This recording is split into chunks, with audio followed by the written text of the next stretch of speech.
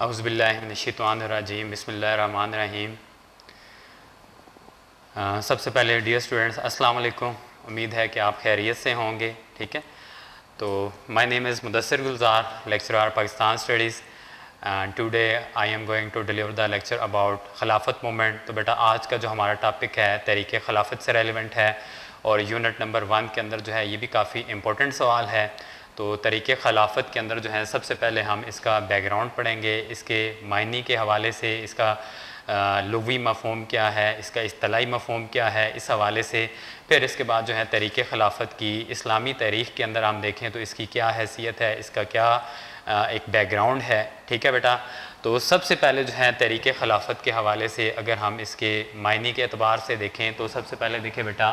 خلافت یا امامت دونوں ایک ہی جو ہیں وہ لفظ ہیں، دونوں ہم پلہ ہیں، دونوں اکٹھے بھی استعمال ہوتے ہیں۔ تو خلافت کے جو لغوی معنی ہیں جانشینی، قائم مقامی اور نیابت، اصل کا سایہ، ٹھیک ہے۔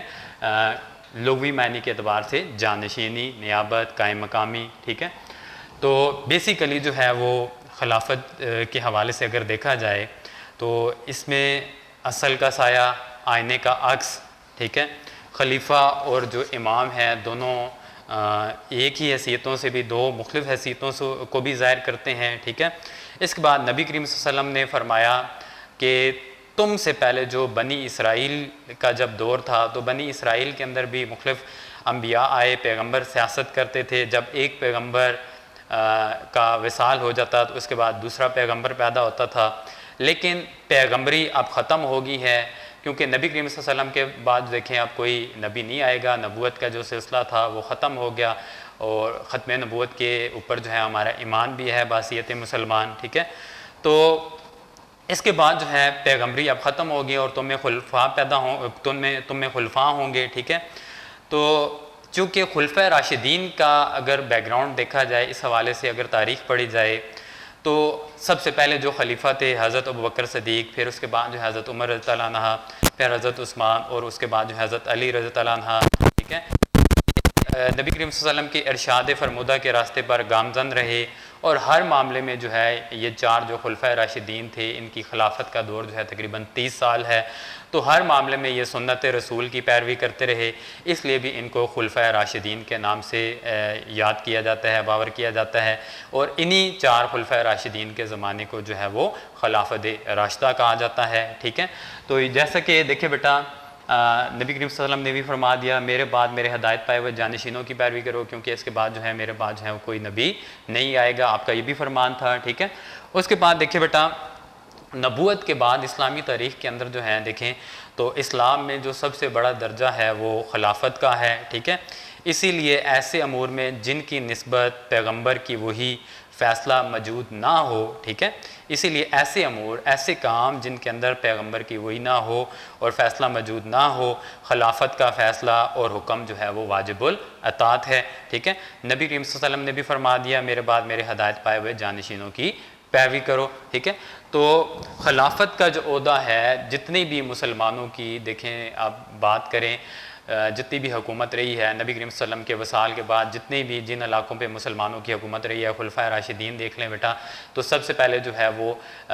چار جو خلفۂ راشدین ہیں ان کی خلافت کا دور جو ہے تقریباً 30 سال ہے۔ اس کے بعد جو یہ خلافت ہے وہ بنو امیہ کے اندر گئی، بنو امیہ کے خاندان کے پاس، اور بنو امیہ نے جو ہے تقریباً 90 سال کے قریب جو ہے وہ خلافت کی۔ اس کے بعد یہ خلافت جو تھی بنو عباس کے پاس گئی، اور بنو عباس نے تقریباً جو ہے وہ 500 سال جو ہے اس خلافت کے عہدے کو جو ہے وہ تھامے رکھا۔ اس کے بعد جو ہے تقریباً 14 سینچری میں ہم بات کریں تو یہی خلافت جو تھی یہ عباسیوں سے جو ہے وہ ترکی کا جو عثمانیہ خاندان تھا، عثمانیہ خاندان کے پاس گئی، ٹھیک ہے۔ تو جس دور میں بھی اگر آپ بات کریں تو جہاں تک بھی مسلمانوں کی حکومت ہوتی تھی، جتنی بھی یہ سلطنت ہوتی تھی، تو اس میں سب سے بڑا جو عہدہ ہوتا تھا وہ خلیفہ کو ہوتا تھا، اور تمام جتنی ریاستیں ہوتی تھی وہ خلیفہ کے حکم کے تابع ہوتی تھی، اس کے حکم کی پیروی کی جاتی تھی، ٹھیک ہے۔ تو اسلامی تاریخ کے اندر جو ہے پھر اس کے بعد جب خلافت عثمانیہ کے پاس جب یہ عہدہ گیا تو اس کے بعد جو ہے اسی کا جو کہہ لیں کہ اینڈ دیکھتے ہیں ہم خلافت کا، تو اس میں سب سے پہلے ہم دیکھتے ہیں فرسٹ ورلڈ وار جو ہے ٹھیک ہے. تو فرسٹ ورلڈ وار جو ہے, پہلی عالمی جنگ جو ہے یہ شروع ہوئی 1914 سے لے کر 1918 کے اندر, ٹھیک ہے. تو اس وقت جو خلافت تھی وہ ترکی کے عثمانیہ خاندان کے پاس تھی, اور میں نے آپ کو بتایا کہ بنو عباس کے بعد جو ہے یہ خلافت جو تھی وہ گئی ترکی کے عثمانیہ خاندان کے پاس. تو پہلی عالمی جنگ جب سٹارٹ ہوئی تو اس وقت بھی جتنے بھی عرب کے علاقے تھے, یورپ کے, افریقہ کے, جتنی بھی اسلامی جو ہے وہ سلطنت تھی, وہ تمام کے تمام جو ہے وہ ترکی کے انڈر آتے تھے یہ تمام علاقے, اور اس کا جو خلیفہ تھا اس کے اوپر جو ہے یہ رول کرتا تھا, ٹھیک ہے. تو فرسٹ ورلڈ وار جو ہے 1914 تا 1918 تک ہوئی. اب پہلی عالمی جنگ کے اندر جو ہے ہندوستان کے اوپر اگر آپ دیکھیں تو ہندوستان کے اوپر جو ہے وہ حکومت جو ہے انگریزوں کی تھی, اور پہلی عالمی جنگ کے اندر جو ہے انگریز یہ بھی چاہتے تھے ہندوستان کے عوام سے کہ جو ہندوستان کے جو لوگ ہیں وہ ہمارے ساتھ اس پہلی عالمی جنگ کے اندر جو ہے وہ کوآپریٹ کریں. اسی حوالے سے جو برطانیہ تھا اور اس جنگ کے اندر جو اس کے اتحادی ممالک تھے, اس میں اٹلی شامل تھا, فرانس تھا, یونان تھا, امریکہ تھا اور فرانس تھا. یہ تمام ممالک جو ہیں پہلی عالمی جنگ کے اندر ہم دیکھتے ہیں کہ یہ تمام ممالک جو ہیں وہ برطانیہ کے اتحادی ممالک تھے, اس کے سپورٹر تھے, اس کے جو ہیں وہ مددگار ممالک تھے, ٹھیک ہے. اب یہ تمام ممالک جو ہیں وہ لڑ رہے تھے. ان میں جو مین ملک تھا وہ آپ کا جرمنی تھا, اور جرمنی کا ساتھ دے رہا تھا. اس تمام جو برطانیہ کے جو اتحادی ممالک تھے, یہ تمام برطانیہ اور اس کے اتحادی ممالک جس مین ملک کے خلاف جنگ کرنے جا رہے تھے وہ جرمنی تھا, اور جرمنی کا ساتھ دے رہا تھا ترکی, جاپان, آسٹریا ہنگری اور بلغاریہ. تو یہ مین جو ہے ممالک تھے, اور برطانیہ اور اس کے اتحادی ممالک جو ہیں ترکی, جاپان, جرمنی, آسٹریا ہنگری اور بلغاریہ کے خلاف لڑ رہے تھے. تو پہلی عالمی جنگ کے اندر جو ہے اگر ہم دیکھتے ہیں کہ اس وقت جو ہے خلافت جو تھی وہ ترکی کے پاس تھی, اور ہندوستان جو تھا اس کے اندر انگریزوں کی حکومت تھی, اور انگریز چاہتے تھے کہ اس عالمی جنگ کے اندر جو ہے وہ ہندوستان کے عوام جو ہیں خاص طور پہ جو مسلمان ہیں وہ ساتھ دیں انگریزوں کا, ٹھیک ہے. جبکہ اس وقت جو اسلامی جو مرکز تھا, پوری جو ایک اسلامی اسٹیٹ کو جو یہاں پہ کنٹرول کیا جا رہا تھا وہ ترکی کے عثمانیہ خاندان کے پاس خلافت تھی, اور اس عثمانیہ خاندان کی جو خلافت تھی وہ کافی وسیع تھی, پھیلی ہوئی تھی عرب ممالک تک, نہ صرف عرب ممالک, یورپ اور افریقہ کے ممالک تک. اور ہندوستان کے جو مسلمان ہیں وہ بھی اس وقت جو ہیں وہ ترکی کو ہی فالو کر رہے تھے. اب مسلمانوں کا جو مرکز تھا وہ ترکی تھا, تمام عرب کے علاقے, تمام مسلمانوں کے جو مقدس مقامات تھے وہ بھی ترکی کے انڈر آ رہے تھے. اب مسلمانوں نے دیکھا کہ جو ہمارا مرکز ہے وہ جو ہمارا مرکز ہے ترکی وہ ساتھ دے رہا ہے جرمنی کا, تو ہندوستان کے مسلمانوں نے بھی فیصلہ کیا کہ وہ ترکی کا ساتھ دیں گے. ترکی کیونکہ اس وقت مسلمانوں کا ایک مرکز تھا, ایک اسلامی اسٹیٹ کا مین جو کہہ لیں سلطنت تھی. تو اب انگریز چاہتے تھے کہ ہندوستان کی جو عوام ہیں وہ ترکی کا ساتھ دینے کے بجائے جو ہیں وہ ہمارا ساتھ دیں. تو اسی حوالے سے جو ہندوستان کے عوام تھے ان کا کاپریشن درکار تھا فرسٹ ورلڈ وار کے اندر انگریزوں کو, جبکہ ہندوستان کے جو خاص طور پر مسلمز تھے وہ ساتھ دینا چاہتے تھے اپنے ترکی کے جو مسلمانوں کا مرکز تھا, کیونکہ ترکی اس وقت جرمنی کا ساتھ دے رہا تھا. اب مسلمانوں کو انگریز جو ہیں وہ اپنی طرف لانے کے لیے انہوں جو ہے وہ ایک کہہ لیں کہ ایسی اسکیم تیار کی کہ جو ہندوستان کے عوام ہیں وہ ترکی کا ساتھ دینے کے بجائے جو ہے وہ انگریزوں کے ساتھ کوآپریٹ کریں. تو اس حوالے سے جو ہے مسلمانوں نے جو ہے وہ 3 شرائط رکھی. یہی مین جو آبجیکٹیوز تھے اس تحریک خلافت کے, کہ یہ 3 آپ دیکھ لیں اس تحریک کے جو مقاصد تھے, جو مین 3 مسلمانوں کی شرائط تھی. مسلمانوں نے یہ فیصلہ کیا کہ ہم انگریزوں کا ساتھ دیتے ہیں لیکن ہماری یہ 3 شرائط ہوں گی, ٹھیک ہے. یعنی کہ ہندوستان کے مسلمانوں نے جو ہے وہ حکومت برطانیہ کے ساتھ جو ہے وہ یہ 3 شرائط رکھی. یہی اس خلافت مومنٹ کے 3 جو ہے مین آبجیکٹیوز تھے. اب ان 3 آبجیکٹیوز اگر ہم دیکھتے ہیں مسلمانوں کی 3 شرائط کیا تھی, ان 3 شرائط کے تحت جو ہے وہ مسلمانوں نے جو ہے انگریزوں کا یعنی کہ حکومت برطانیہ اور اس کے اتحادی ممالک کا ساتھ دینے کا فیصلہ کیا. اب یہ 3 شرائط کیا تھی کہ فرسٹ ورلڈ وار, دیکھیں بیٹا فرسٹ ورلڈ وار جو ہے 1914 میں سٹارٹ ہوئی اور 1918 میں اس کا اختتام ہوا 4 سال کے بعد. تو جنگ سے پہلے جو ہے مسلمانوں نے یہ شرط رکھی, یہ وعدہ لیا انگریزوں سے کہ جنگ کے خاتمے کے بعد جتنے بھی مسلمانوں کے مقدس مقامات ہوں گے ان کی حفاظت کی جائے گی. اب مسلمانوں کے جتنے بھی مقدس مقامات تھے سعودی عرب سمیت وہ تمام کے تمام جو ہے ترکی کے انڈر آ رہے تھے. اس کے بعد دوسری شرط کیا رکھی کہ ترکی کی جو سلطنت ہوگی، جو وسیع علاقے تک جو ترکی کی سلطنت پھیلی ہوئی تھی افریقہ، یورپ اور عرب کے ممالک تک، اس ترکی کی سلطنت کو جو ہے وہ فرسٹ ورلڈ وار کے ختم ہونے کے بعد جو ہے ترکی کی سلطنت کو جو ہے وہ ڈیوائیڈ یعنی کہ تقسیم نہیں کیا جائے گا. ترکی کی سلطنت جو ہے اپنی حیثیت برقرار رکھے گی، اس کو چھوٹے حصوں میں ڈیوائیڈ نہیں کیا جائے گا. اور تیسری شرط کیا تھی کہ خلافت کا عہدہ اگر ہم دیکھتے ہیں بیٹا تو خلافت کا عہدہ جو ہے وہ نبی کریم صلی اللہ علیہ وسلم کے وصال کے بعد دیکھیں خلفائے راشدین، بنو امیہ، بنو عباس سے ہوتا ہوا جو ہے وہ چل رہا تھا، اور مسلمانوں کی جو ہے اس عہدے کے ساتھ جو ہے ایک بڑی مذہبی وابستگی اور لگاؤ بھی تھا، اور مسلمان چاہتے تھے کہ خلافت کے عہدے کو جو ہے وہ ہمیشہ کے لیے جو ہے وہ برقرار رکھا جائے. تو یہ 3 شرائط جو تھی مسلمانوں نے رکھی، یہی 3 اس تحریک خلافت مومنٹ کے آبجیکٹوز بھی تھے. انگریز سرکار سے ان 3 باتوں پہ جو ہے وہ مسلمانوں نے وعدہ لیا کہ مسلمانوں کے مقدس مقامات کی حفاظت کی جائے، ترکی کی سلطنت کو ڈیوائیڈ ہونے سے بچایا جائے، اور خلافت کے عہدے کو جو ہے وہ برقرار رکھا جائے گا، اسے ختم نہیں کیا جائے گا. لیکن جیسے ہی جو ہے بیٹا عزیز طلبہ، جیسے ہی فرسٹ ورلڈ وار کا خاتمہ ہوا تو فرسٹ ورلڈ وار کے خاتمے کے بعد جو ہندوستان کے مسلمان تھے انہوں نے انگریزوں کے ساتھ کاپریٹ بھی کیا ان 3 شرائط کے تحت. لیکن جیسے ہی فرسٹ ورلڈ وار کا خاتمہ ہوا تو اس کے بعد جو تھے انگریز اپنی ان تینوں شرائط سے جو ہے وہ پھر گئے، ان تینوں اپنے وعدے سے جو ہے وہ پھر گئے. انہوں نے مسلمانوں کے مقدس مقامات کی حفاظت بھی نہیں کی جنگ کے خاتمے کے بعد، اور ترکی کی سلطنت کو ڈیوائیڈ کرنے کا بھی فیصلہ کیا، اور خلافت کے عہدے کو بھی ختم کرنے کے لیے جو ہے وہ سرگرم عمل تھے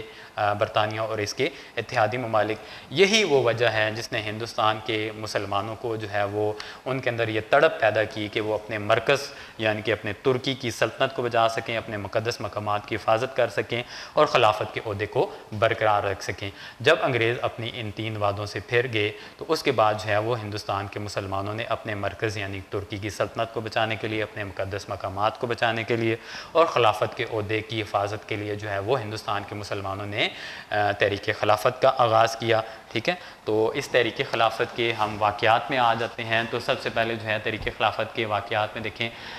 سپتمبر 1919 کے اندر جو ہے خلافت کمیٹی قائم کی گئی ہندوستان کے اندر. تو یہ خلافت کمیٹی جو ہے اس کے اندر جو ہے وہ اپنے مرکز یعنی کہ ترکی کو بچانے کے لیے جو ہے وہ ہندوستان کے مسلمانوں نے تحریک خلافت کے اندر جو ہے وہ خلافت کمیٹی کا قیام عمل میں لایا گیا تقریباً سپتمبر 1919 کے اندر. اس کے بعد آل انڈیا خلافت کمیٹی قائم کی گئی. اور دوسری بات یہ دیکھیں کہ عزیز طلبہ، اس سے پہلے بھی میں نے آپ کو بتایا تھا کہ 1913 سے لے کر 1920 تک کا جو یہ 7 سالہ دور تھا یہ ہندو مسلم یونٹی کا دور تھا. یہ وہی دور تھا کہ جب قائد اعظم جو ہیں سیم ٹائم کانگریس کے ساتھ ساتھ مسلم لیگ کے بھی لیڈر تھے. تو 1913 سے 1920 تک کا جو دور تھا ہندو مسلم یونٹی کا دور تھا. اسی دور کے اندر جو ہے وہ قائد اعظم کو ambassador of Hindu Muslim unity کا ٹائٹل بھی ملا، خطاب بھی ملا. ٹھیک ہے، تو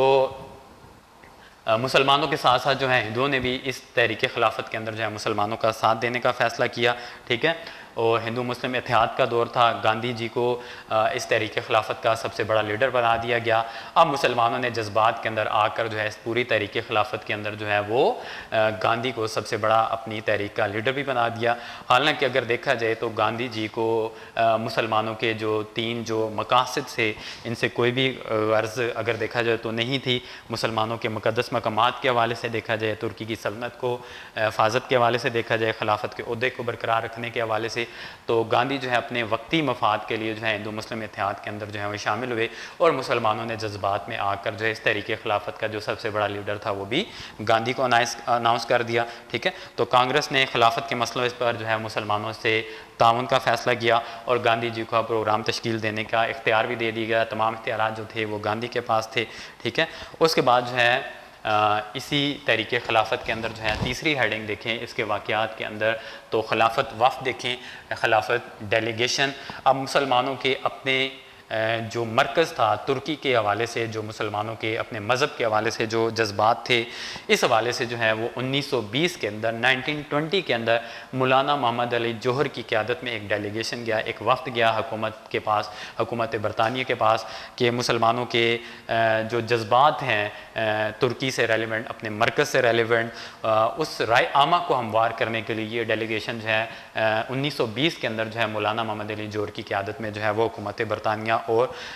اس کے علاوہ یورپین ممالک میں گیا تاکہ جو ہے وہ مسلمانوں کے خلافت سے ریلیونٹ جو جذبات ہیں اس کا اظہار کیا جائے. لیکن برٹش گورنمنٹ نے مولانا محمد علی جوہر کی قیادت میں جو ڈیلیگیشن گیا تھا اس ڈیلیگیشن کی بات سننے سے ٹوٹلی ریفیوز کر دیا. اس کے بعد دیکھیں بیٹا معاہدہ سیورے دیکھیں, اس کی چوتھی ہیڈنگ بیٹا اس کے واقعات کے اندر ہم اگر آتے ہیں تو تحریک خلافت کے جو مقاصد تھے, جو شرائط تھی مسلمانوں کی, تو اس کے اندر ایک یہ بھی شرط رکھی گئی تھی کہ ترکی کی سلطنت کو جو ہے وہ اس کی حفاظت کی جائے گی, سلطنت کو جو ہے وہ تقسیم نہیں کیا جائے گا. ٹھیک ہے,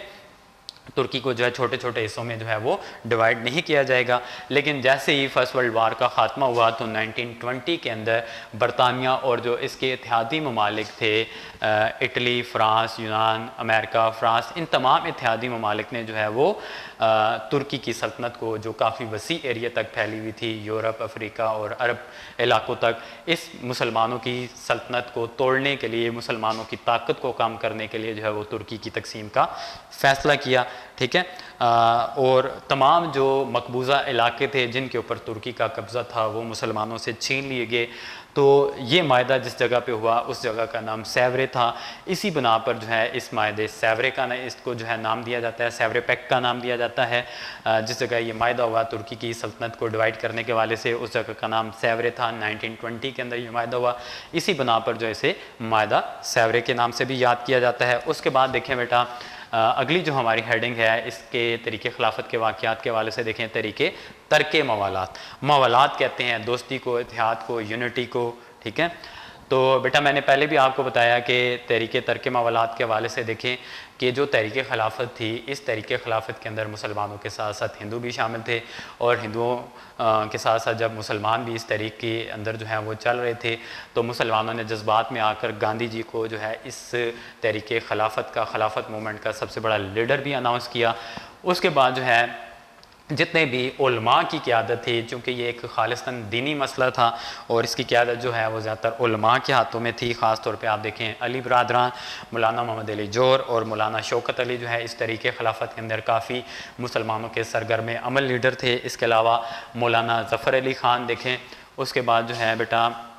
مولانا محمد علی جوہر, مولانا ابوالکلام آزاد, مولانا شوکت علی اور مولانا حسرت موہانی. خاص طور پر اس تحریک خلافت کے اندر علی برادران کو دیکھتے ہیں, مولانا محمد علی جوہر اور مولانا شوکت علی کافی جو ہے اس تحریک کو جو ہے وہ لیڈ کر رہے تھے. اس کے بعد جو ہے ان تمام جو علماء تھے, ان تمام علماء نے جو ہے وہ عوام کے اندر آئے, تقریریں کی اور مسلمانوں کے مذہبی جذبات کو ابھارا. ٹھیک ہے, اور علماء نے جو ہے وہ اپنی تقریروں کے ذریعے سے جو ہے وہ پورے ہندوستان کو آتش فشاں بنا دیا. اور خلافت کمیٹی نے جو ہے وہ 1 اگست 1920 کو جو ہے وہ 1 اگست 1920 کو پورے ہندوستان کے اندر جو ہے وہ اسٹرائک کروا دی, ہڑتال کروا دی. اور اس ہڑتال کی وجہ سے جو ہے وہ جو مسلمان اور جو ہندوؤں کی قیادت تھی, گاندھی کی قیادت نے یہ فیصلہ کیا کہ انگریز سرکار کے ساتھ, حکومت برطانیہ کے ساتھ جو ہے ہر قسم کا جو ہے وہ کاپریٹ جو ہے وہ ختم کر دیا جائے. اس حوالے سے جو ہے وہ گاندھی نے جو ہے وہ عدم تعاون کا فیصلہ کیا حکومت کے ساتھ جو ہے کاپریٹ نہ کرنے کے حوالے سے. تو سب سے پہلے جو ہے وہ عدالتوں کا بائیکاٹ کیا گیا, سرکاری اداروں کا بائیکاٹ کیا گیا, تعلیمی اداروں کا بائیکاٹ کیا گیا, اور جتنے بھی جو شعراء تھے, ادیب تھے, جن کو ٹائٹل دیے تھے